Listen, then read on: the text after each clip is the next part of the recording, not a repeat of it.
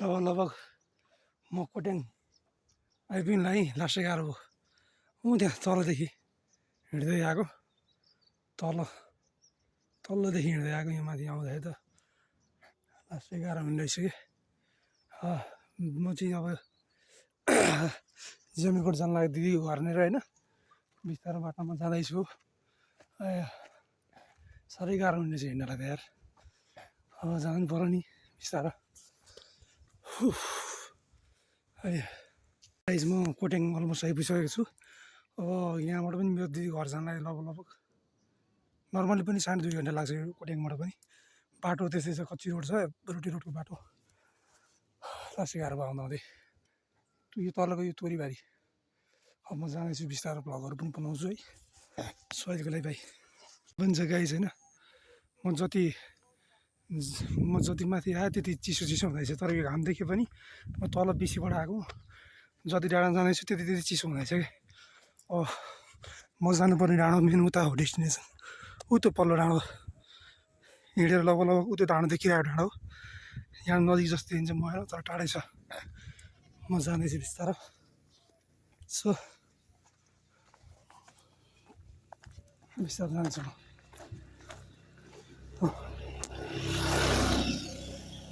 यो बाटो पहिला पिच थिएन, अहिले पिच गरेर रहेछ। अलिक पछि पहिला पिच थिएन यो बाटो।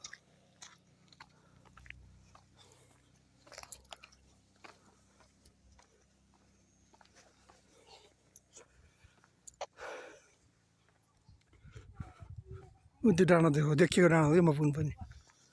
जाँदैछु बिस्तारो। पारि हिमाल पनि छ।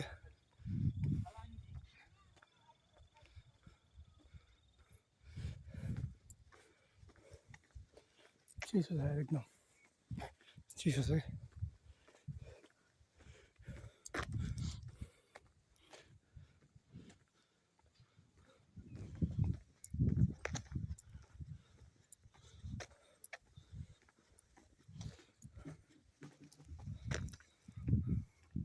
हिँड्दैछु मैदानमा दिदीको घर जानलाई। मलाई त कम्तीमा पनि यहाँबाट पनि 1.5 घन्टादेखि 2 घन्टा लाग्छ हिँडेर के। म नहिँडेर गएको धेरै टाइम भइसकेको थियो कि, लगभग 6-7 वर्ष भइसकेको थियो। म 6-7 वर्ष पछाडि यो बाटो माथिल्लो बाटो हिँडेर जाँदैछु। गाह्रो छ यार, लास्टै सँगसँगै गर्दै आइयो उकालो हिँड्ने बानी हराइसकेको छ, हिँड्ने बानी गर्दाखेरि घाम सेकिँदै जान्छ, त्यति चिसो लाग्यो नि कि। चिसो लागेर टाउको पनि दुख्छ अरे यो घाममा।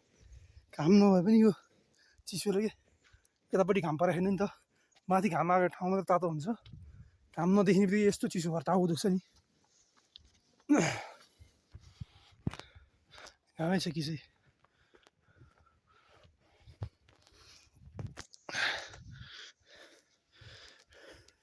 हिँड्दैछु अझै मलाई लगभग 2 घन्टा त लाग्छ यहाँबाट पनि।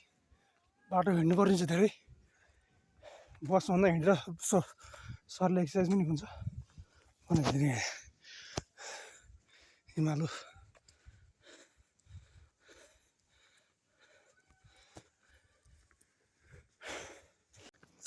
अहिले चाहिँ हमारा भेटाएको छु है। ठ्याक्कै यो चाहिँ पाकेको, यो अमिलो हुन्छ, मिठो हुन्छ है। टक्क अहिलेसम्म अब खसेर बालुवा भएको छ। म यसलाई धारण गरेर पकाएर खान्छु गाई झिमालाई। अहिले चाहिँ घाम परेको ठाउँमा आइपुग्यो।